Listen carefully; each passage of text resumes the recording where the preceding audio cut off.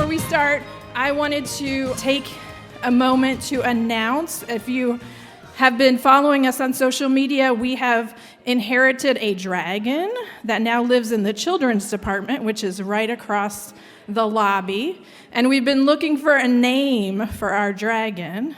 And so we ran a little contest online. And so tonight we're going to unveil the new name of our dragon. All right, y'all ready for that? Did anybody vote online for the name of the dragon? All right. So the name of our new dragon, and these are all names that were chosen and nominated by kids out in Louisville, and then everybody voted. So the name of our new dragon is Scrap-a-Dap. Scrap-a-Dap. So before you leave today, make sure you go say hello to Scrap-a-Dap. It's hanging from the ceiling, all right?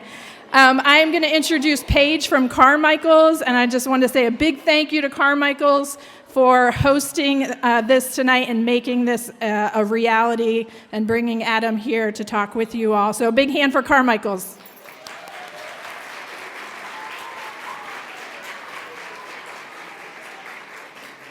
Hello, I am so excited to see all of you here today to help me welcome our esteemed author. I'm sure you've all read his books. If you've turned 5, there's a chance that my coworker has recommended somebody buy you High Five for your birthday. You've probably read Dragons Love Tacos and Dragons Love Tacos 2, and now he's got these new books, some bigger chapter books that are nonfiction, The Ice Cream Machine, and his newest book, The Human Kaboom. So that is what we are celebrating tonight, along with his other fantastic books. So without further ado, I'd like to introduce our author, Mr. Adam Rubin.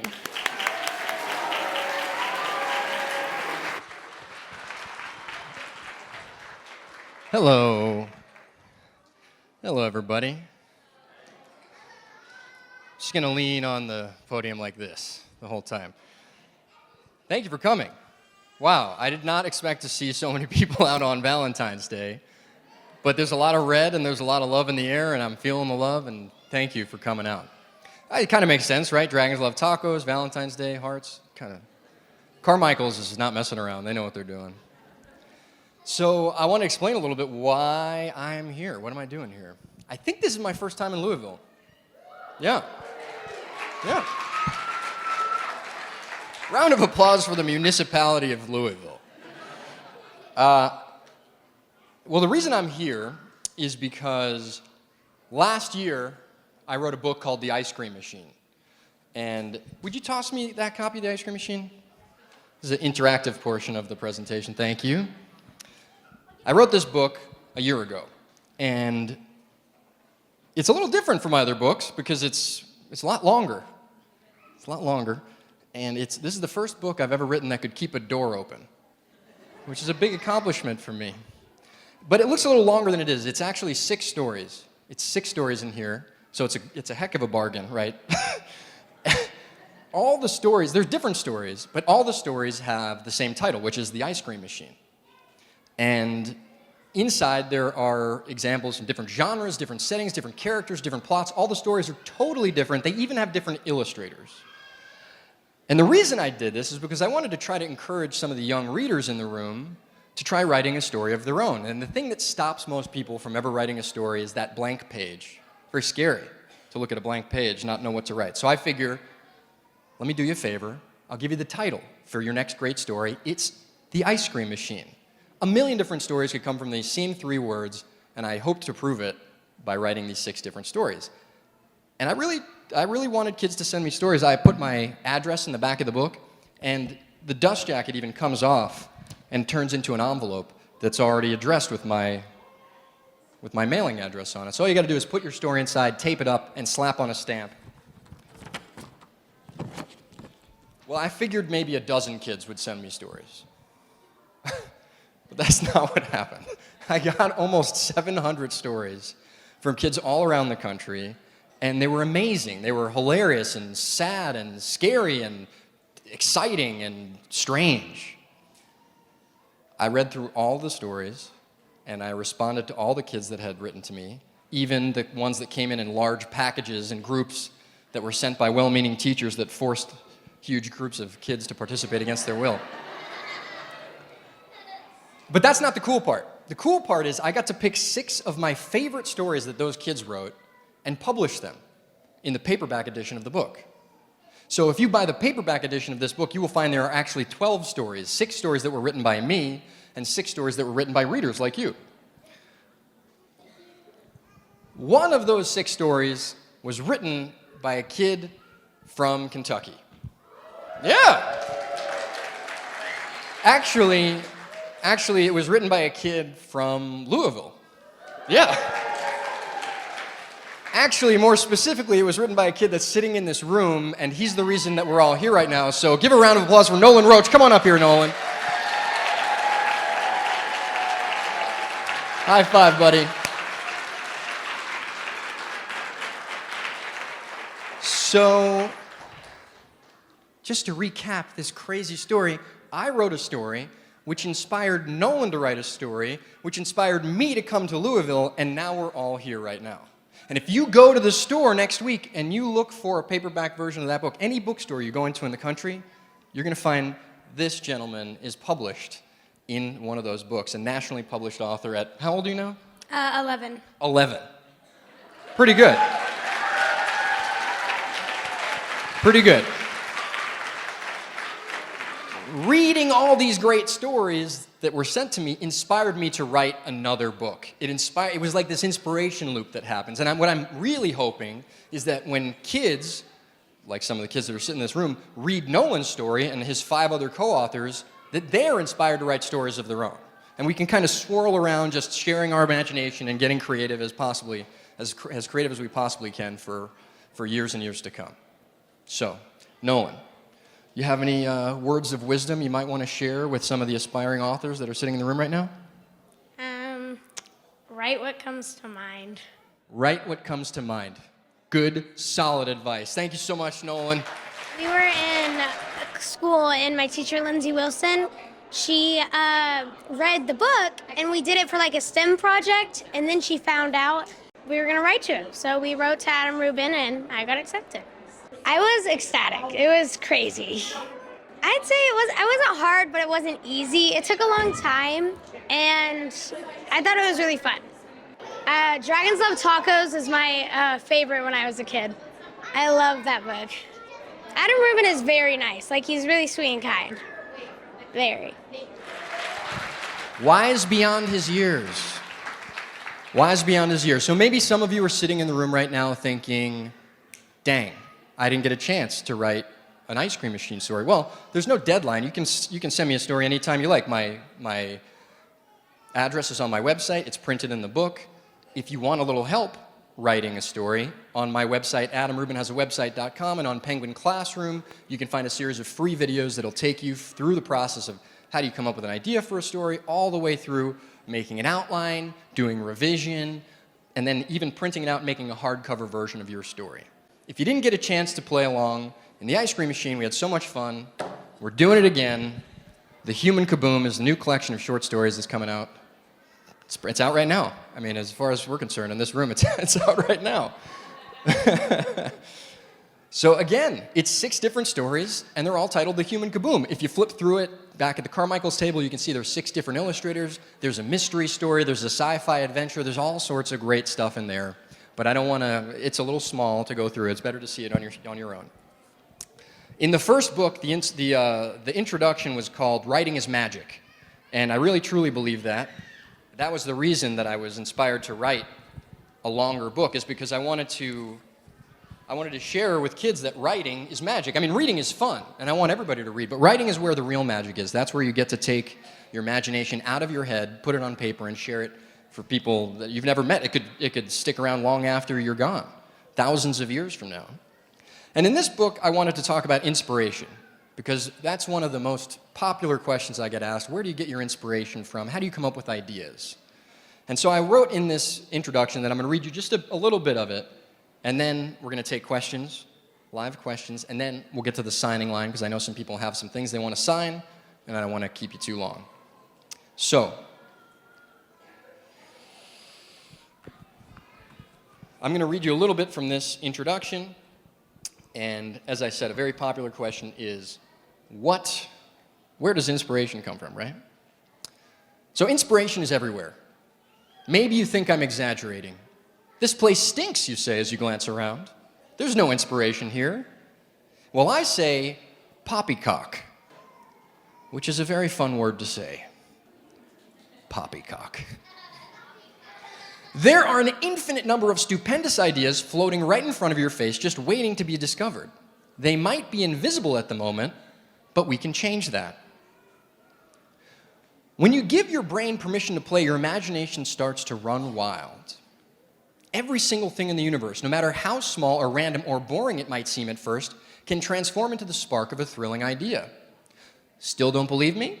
Flip to any page in this book and plop your finger down without looking. Now read the words you're pointing to. What if that was a clue that led to the revelation of an ancient mystery? What if those were some of your great-grandfather's dying words? What if you met someone with that phrase tattooed on their face?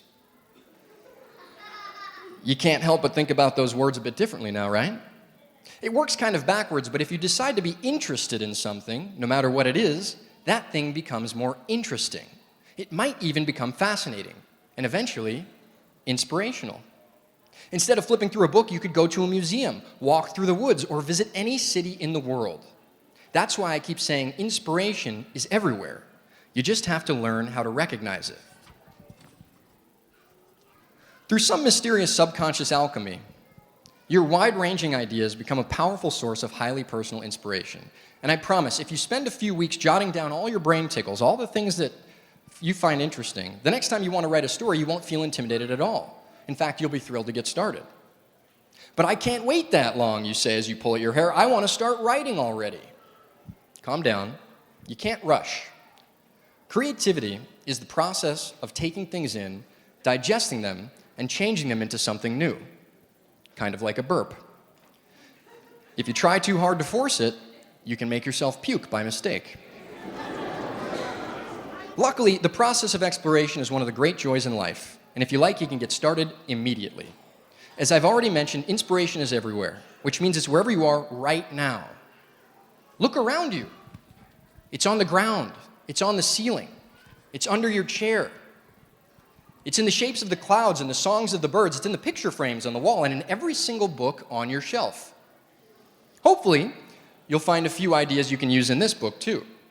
It might be something I wrote in one of the stories, or even better, something I didn't. Something hiding between the lines on the page that no one can see but you. Because that's the big secret. If you go around expecting to discover something amazing, you will. 1,000 tiny epiphanies will reveal themselves. Inspiration is not a brief flash of lightning. It's a constant glow of enthusiastic appreciation. When you're surrounded by inspiration, it feels like you're levitating. It's the greatest feeling in the world. And now that you know what you're looking for, you'll start to find it everywhere. So that's the beginning of this book. And I hope, thank you. All right. And I hope that maybe the idea, the three words, the Human Kaboom, will inspire a new story, something I could never have possibly thought of.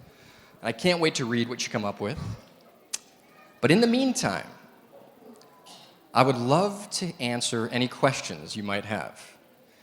If you have any questions at all, there is a microphone standing lonely or sitting just by itself. It needs somebody to be talking into it, and we've got our first volunteer.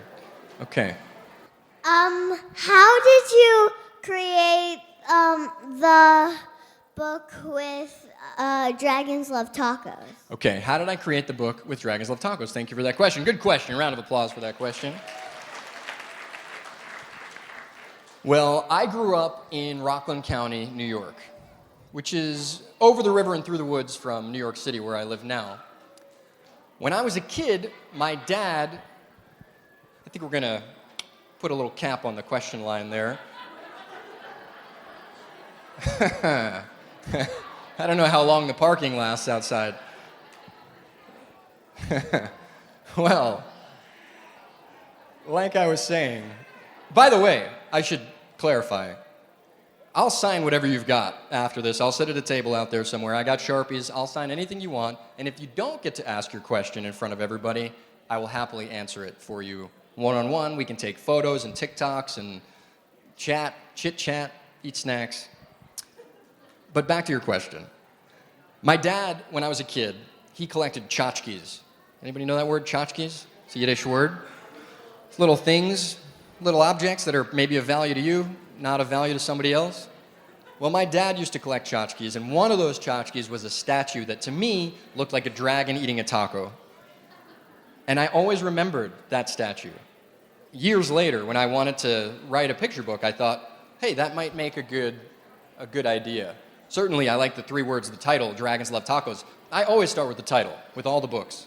That's how I wound up at this idea, because I always start with the title, and sometimes I write 2 different versions of the book before I figure out what's going to work. Thank you for your question.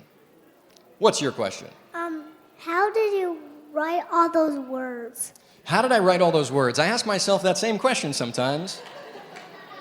I don't know. I don't know how I wrote all the words. The first time I wrote The Ice Cream Machine, I had never written a book that long.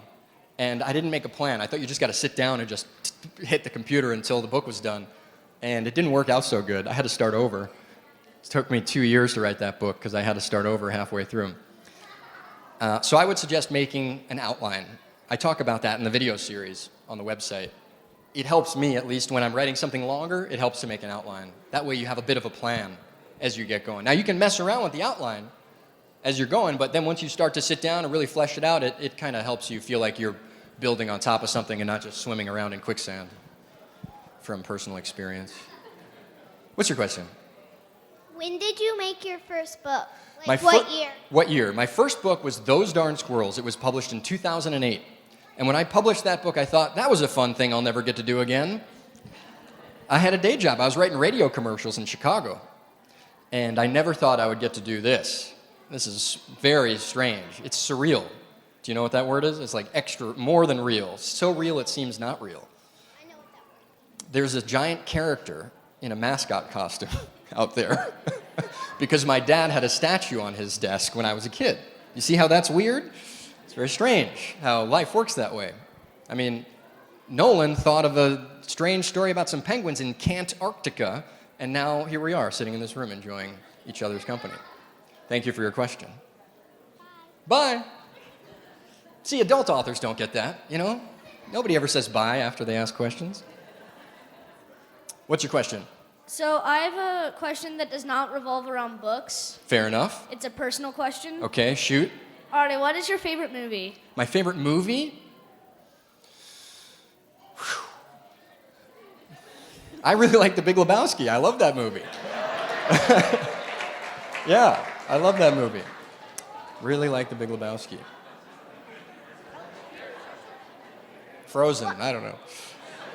What's your question? What order did you write the books in? What order did I write the books in? Hold on one sec. Okay. If I could do this from memory, it'd be pretty impressive. Okay. Those Darn Squirrels, Those Darn Squirrels and the Cat Next Door, Those Darn Squirrels Fly South, Big Bad Bubble, Dragons Love Tacos, 4th book, original publisher declined purchasing that manuscript. They're not so happy about they're not so happy about that. Secret Pizza Party, Robo Sauce, Dragons Love Tacos 2, the sequel. We can talk about market pressure after, kids. We'll discuss. Yeah. El Chupacabra, que es bilingüe. ¿Hay alguien aquí que se habla español? Genial. Entonces vamos a continuar en español. No, I'm just kidding. High Five. That's one that the Carmichaels loves. High Five. Gladys the Magic Chicken, which has a song, and the Ice Cream Machine, which is the orange version of this. Thank you for that question and that totally organic plug for my entire catalog. You don't have them all? I mean, okay, we're going to do 3 more questions, and then I'm going to answer all of your questions out there, okay? When you come up, and we'll sign them, because I want to try to be respectful of everybody's time. What's your question? What's your favorite color? My favorite color is blue. We're going to do 4 more That's questions. mine, too. What's that? Thank you.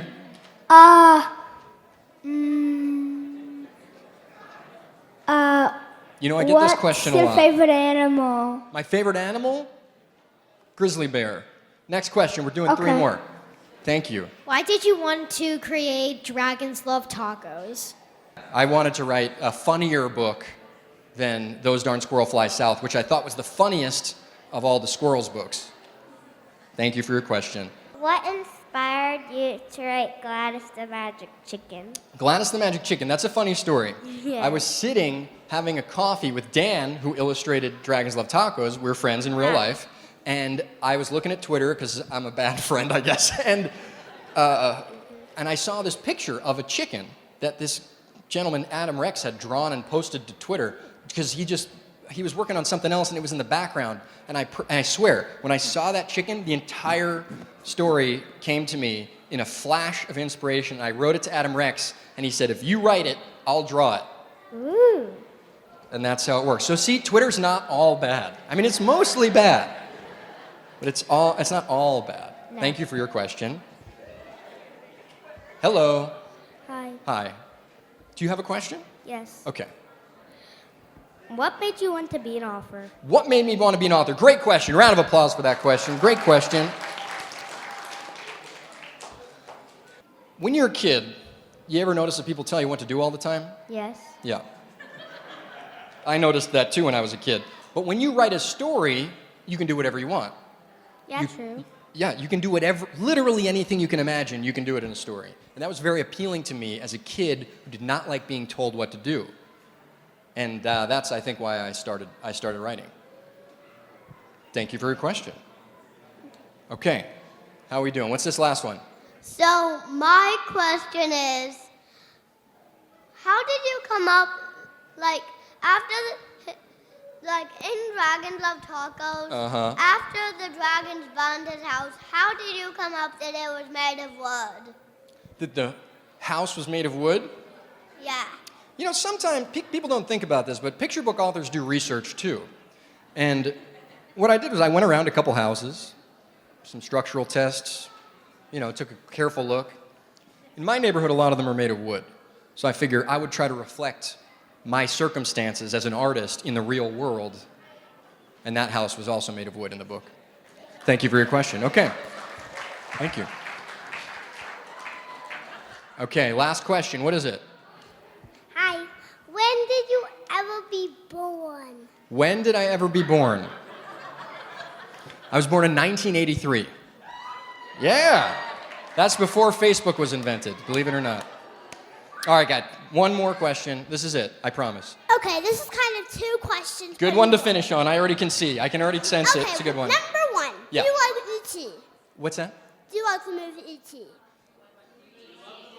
I like the movie E.T., yes, I do. Okay. Okay. Number 2. Part 2. 1. Oh, what is number 2? How did you know that books were part of you?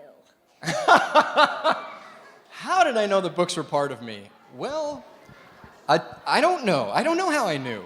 I don't know that they are a part of me, but I think writing is a part of me. And what's so cool about books is that they're a physical object that goes out into the world. And sometimes you'll be traveling across the country and you're passing through an airport and you see something you made in the airport on a bookshelf, and that is the coolest feeling as an author. It's the second coolest feeling. The first coolest feeling is having all these people come out on a Tuesday night. What day is today? On a Tuesday night in the middle of February to hang out in a library and all get together. And I really feel very, very honored and flattered that you would spend your time with me. So thank you so much for coming. Thank you. This has been a Metro TV production.